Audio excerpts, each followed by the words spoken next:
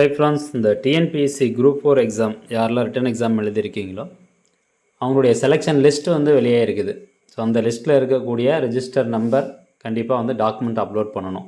அந்த லிஸ்ட்டில் உங்களுடைய ரெஜிஸ்டர் நம்பர் இருந்தால் நீங்கள் ஃபஸ்ட் ஒன் வந்து செலக்டட் அப்படின்னு அர்த்தம். அந்த லிஸ்ட்டை வந்து எப்படி செக் பண்ணுறது, அதே மாதிரி இந்த டாக்குமெண்ட்ஸ் செலக்ட் ஆனவங்கெல்லாம் டாக்குமெண்ட்ஸ் எப்படி அப்லோட் பண்ணுறது அப்படிங்கிற முழுமையான தகவல் இந்த வீடியோவில் நம்ம பார்க்க போகிறோம். ஸோ ஃபஸ்ட் இந்த அறிவிப்பு என்ன அப்படின்னு பார்த்துடலாம்.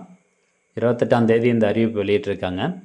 அதாவது ஆன்ஸ்க்ரீன் சர்டிஃபிகேட் வெரிஃபிகேஷன் ஒட்டுமொத்த தரவரிசை எண் இடஒதுக்கீட்டு விதி காலி பணியிடங்களின் எண்ணிக்கை அடிப்படையில் தற்காலிகமாக அனுமதிக்கப்பட்ட, அதாவது வனக்காப்பாளர், ஓட்டுநர் உரிமத்துடன் கூடிய வனக்காப்பாளர், வனக்காவலர் மற்றும் வனக்காவலர், பழங்குடி இளைஞர் பதவிகள் இது இல்லாமல் மீதி இருக்கக்கூடிய எல்லா பதவிகளுக்கும் தேர்வுகளினுடைய பட்டியல் தேர்வாணைய இணையதளத்தில் 29/10/2025 அன்று வெளியிடப்பட்டுள்ளது. கணினி வழித்திரை சான்றிதழ் சரிபார்ப்பிற்கு தற்காலிகமாக அனுமதிக்கப்பட்ட தேர்வர்கள் தங்களது சான்றிதழ்களை 29/10/2025 முதல் 7/11/2025 வரை தேர்வாணைய இணையதளத்தின் ஒருமுறை பதிவு எண், அந்த ஒன் டைம் ரெஜிஸ்ட்ரேஷன் நம்மளுடைய போர்ட்டல் இருக்கு இல்லைங்களா, ஸோ அதில் போயிட்டு உங்களுடைய சர்டிஃபிகேட்ஸ் ரிலேட்டடான சர்டிஃபிகேட்ஸ் எல்லாமே அப்லோட் பண்ணுங்கள் அப்படின்னு சொல்கிறாங்க. So first on-screen certificate verification வந்து பண்ணுறாங்க அந்த லிஸ்ட்டில் பேர் இருந்துச்சு அப்படின்னா. ஸோ ஃப்ரெண்ட்ஸ், இதுதான் அந்த லிஸ்ட்டு, செலெக்ஷன் லிஸ்ட். இந்த பிடிஎஃப் ஃபைல் எல்லாமே நீங்கள் டிஎன்பிஎஸ்சி வெப்சைட்லேயே போய் டவுன்லோட் பண்ணிக்கலாம்.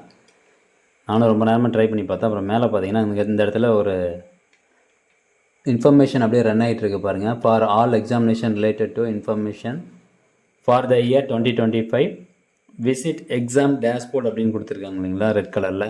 அந்த ஆப்ஷன் வந்து கிளிக் பண்ணிங்க. அதை கிளிக் பண்ணிங்கன்னா அடுத்து ஒரு பேஜ் ஓப்பன் ஆகுது. ஸோ இதில் எல்லா தகவலும் உங்களுக்கு ஓப்பன் ஆகிடும். நோட்டிஃபிகேஷன் இன்றைக்கி ரிலீஸ் பண்ணாங்க, அதிலிருந்து அப்படியே ஸ்டெப் பை ஸ்டெப்பாக உங்களுக்கு ரொம்ப ஈஸியாக வந்து ஓப்பன் ஆகுது. இதில் 4ஆவதாக இருக்க பாருங்கள், combine civil service examination group 4 அப்படின்னு கொடுத்துருப்பாங்க. ஜஸ்ட்டு அந்த ஆப்ஷன் நீங்கள் கிளிக் பண்ணுங்கள். அதை கிளிக் பண்ணோன்னே இங்கே பாருங்கள், நோட்டிஃபிகேஷன் அன்றைக்கி வெளியிட்ருக்கிறாங்க.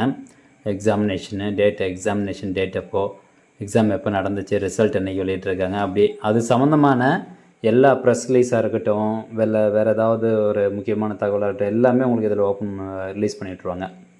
இதில் கொடுத்துருக்காங்க சர்டிஃபிகேட் வெரிஃபிகேஷன் லிஸ்ட் ஃபேஸ் 1 அப்படின்னு கொடுத்துருக்காங்க. 29/10/2025 junior assistant typist, steno typist இவங்க எல்லாமே வந்து இந்த லிஸ்ட்டு செலக்ட் ஆன லிஸ்ட்டு இதில் கொடுத்துருக்காங்க. இதில் போய்ட்டு வியூ அப்படிங்கிறத கிளிக் பண்ணிங்கன்னா உங்களுக்கு இந்த மாதிரி ஒரு பிடிஎஃப் ஃபைல் ஓப்பன் ஆகுது. 29/10/2025 7/11/2025 நீங்கள் எல்லா சர்டிஃபிகேட்டும் அப்லோட் பண்ணிடணும். இந்த லிஸ்ட்டில் உங்களுடைய ரெஜிஸ்ட்ரேஷன் நம்பர் இருக்கா அப்படிங்கிறத கன்ஃபார்ம் பண்ணிக்கோங்க.